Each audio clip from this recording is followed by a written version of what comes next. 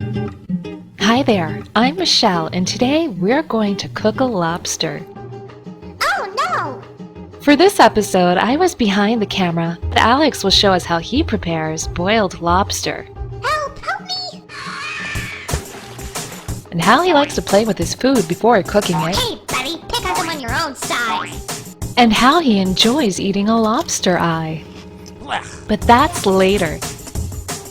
First, you'll need the following items and ingredients to make boiled lobster. A pot. A very, very large pot. A set of tongs.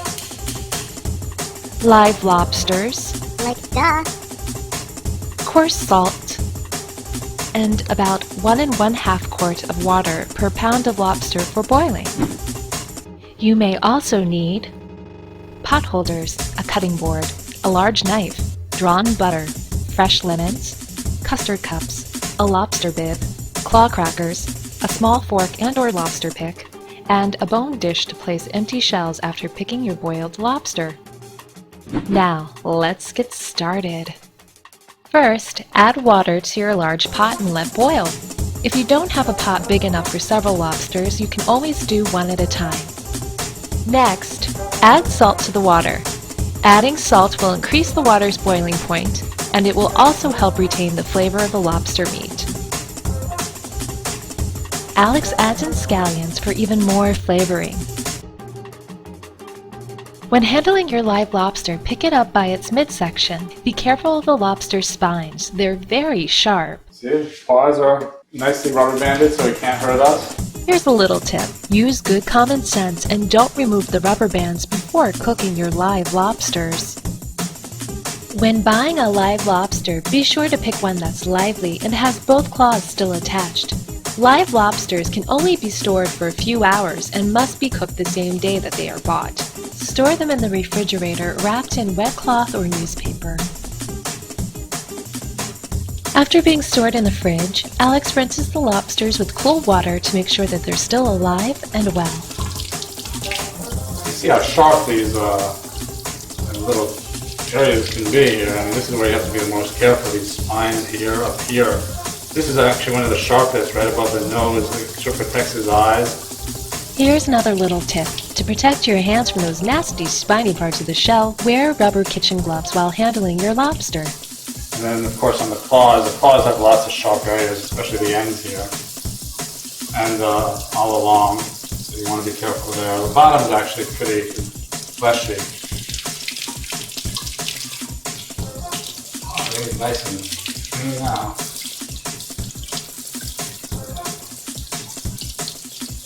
Another thing some people would do if they wanted to kill them before boiling them is you get a big knife.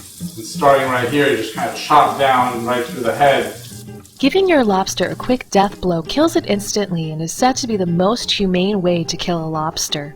An easy alternative to the death blow is to put your live lobsters in the freezer for 10 minutes before boiling them. Here goes. 1. Make sure the lobster goes in the pot head first. 2. And number 3. Still moving a little. Oh, now he's stopping. You still see him twitching a little. Oh shit, now he's still alive. Jesus, he's still kicking. I feel so bad. I feel like I just tortured a lobster. I killed a lobster. He kept kicking for 5 minutes. I feel horrible. Once you have your lobsters in, cover the stock pot with a lid. Reheat the water to boiling, then reduce the heat to medium. Our 1 1/2 pound lobsters will take about 12 to 14 minutes to cook. See how they're coming along? They floated up to the top. Turn off the heat. They're all ready to go. Oh boy.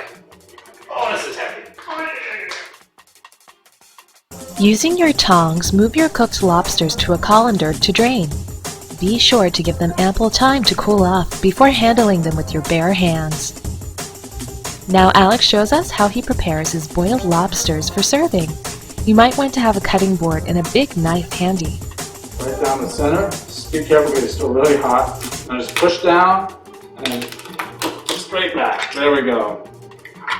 Now he's open here. There we go.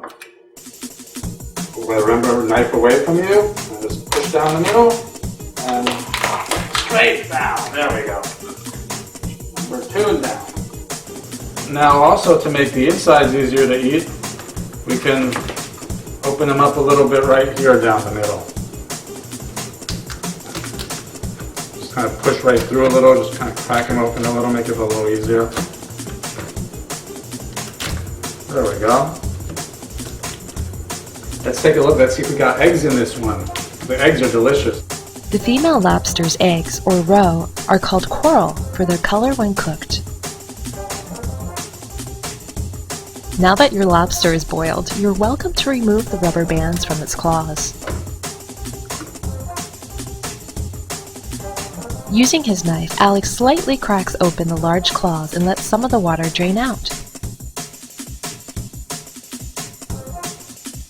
Now the lobster is ready to serve with some hot drawn butter and fresh lemon wedges. Bon appetit! Yummy. Butter on that? Oh, delicious. I've never tried the eyes. I wonder how the eyes taste. What's the eye? I never tried eating an eye before. Actually, it really didn't taste like anything. Yum, yum, yum, yum, yum, yum. Oh, very good. In the U.S., there are 2 types of lobsters found, the American lobster or Maine lobster and the spiny lobster.